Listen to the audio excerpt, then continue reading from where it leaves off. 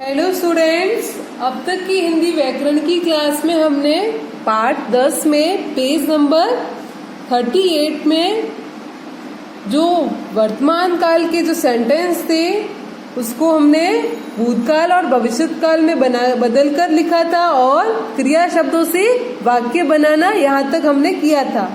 आज की क्लास में हम पार्ट 11 पर्यायवाची शब्द को पढ़ेंगे। तो सबसे पहले दीदी आपको कुछ एग्जाम्पल के द्वारा पर्यायवाची शब्द हम किसे कहते हैं वो समझा लेते हैं, फिर हम अपनी बुक में से रीड करेंगे। देखो बच्चों, पर्यायवाची शब्द, पर्याय का मतलब होता है समान और वाची का मतलब बोले जाने वाले, समान बोले जाने वाले। पर्यायवाची का अर्थ क्या है? समान बोले जाने वाले शब्द। तो जिन शब्दों का अर्थ एक जैसा होता है, अर्थ जो सेम होता है, उसे हम पर्यायवाची शब्द कहते हैं। हम इसको ऐसे भी कह सकते हैं कि जिन शब्दों के अर्थ समान होते हैं, जिनके अर्थ को एक जैसे ही हो, उनको हम पर्यायवाची शब्द कहते हैं। जैसे परिभाषा रीड करते हैं, देखो, समान अर्थ वाले शब्दों को पर्यायवाची शब्द कहते हैं। किसको कहते हैं? समान अर्थ वाले, जिसका अर्थ सेम हो पर उसका जो नाम होता है वो अलग अलग होता है। तो पर्यायवाची शब्द को हम क्या कहते हैं? समानार्थक शब्द भी कह सकते हैं। क्या कह सकते हैं? समानार्थक नार्थी शब्द भी कह सकते हैं। समानार्थी का मतलब जिनका अर्थ सेम हो, जिनका सेम मीनिंग हो। हम एक ही शब्द को कई नाम से पुकार सकते हैं, तो उसे हम क्या कहते हैं? पर्यायवाची शब्द। जैसे देखो दीदी ने लिखे है ईश्वर, ईश्वर के देखो भगवान, प्रभु, परमात्मा, तो ये किसके समान अर्थ वाले शब्द है? ईश्वर के।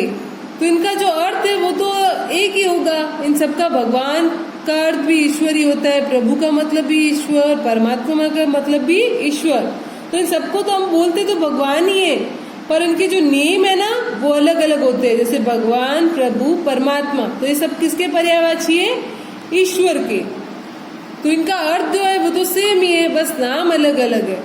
पृथ्वी, धरती, भूमि, धरा।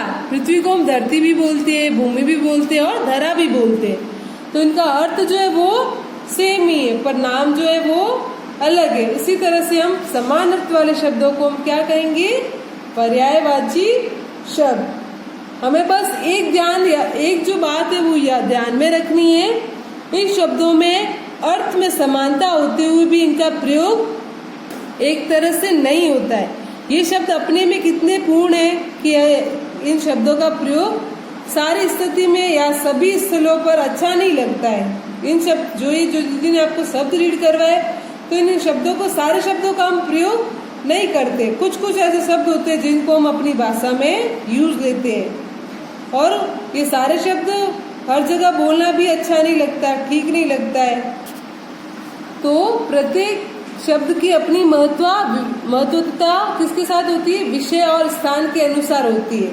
अब यहाँ पे देखो दीदी ने यहाँ लिखा है ईश्वर, ईश्वर की कौन से? भगवान, प्रभु, परमात्मा।